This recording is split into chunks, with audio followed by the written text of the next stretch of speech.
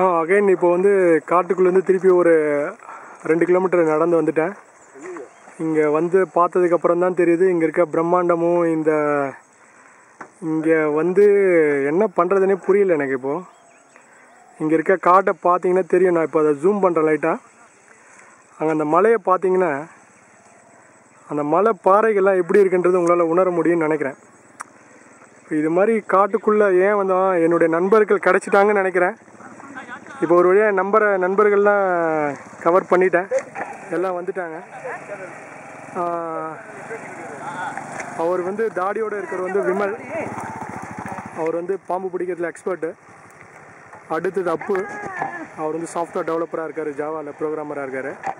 But அவர் வந்து கமல்ஹாசன் மாதிரி அவர் தன்னுடைய தோட்டத்தை அடிக்கடி மாற்றிக்கிட்டே இருப்பார். அடுத்தது எங்களுடைய டாக்டர் காந்தி.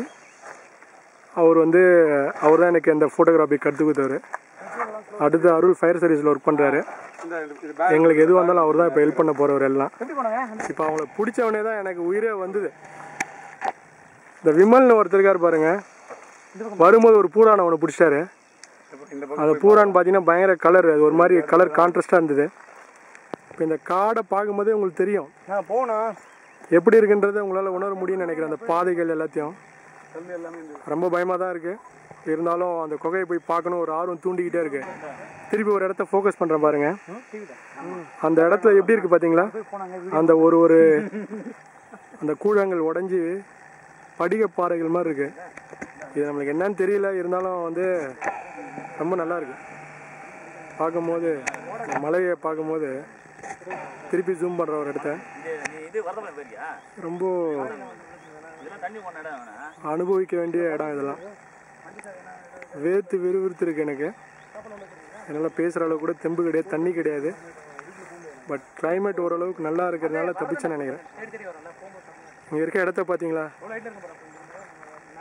இது ரொம்ப ஒரு இடம் பார்த்தீங்கன்னா ரொம்ப ஹார்டாக இருக்குது, ஒரு இடம் பார்த்தீங்கன்னா ரொம்ப சாஃப்டாக இருக்குது. தைல மரம், காட்டு மரங்கள், நிறைய வண்டுலாம் நிறைய இருக்குது. ரொம்ப பயம்தான். சரி, எனிவே இன்னும் கொஞ்சம் தூரம் நடக்க வேண்டியிருக்கு. இவங்களாம் நான் கிடைக்கலன்னா நான் மாட்டேன்னு நினைக்கிறேன். அவ்வளோதான், செத்துருவேன் நான். இந்த இடத்துல தனியாக மாட்டியிருந்தேன்னா அவ்வளோதான். ஓகே, அடுத்து இன்னும் கொஞ்சம் மேலே போயிட்டு அடுத்த அப்டேட்டை கொடுக்குறேன். ஓகே, பாய்.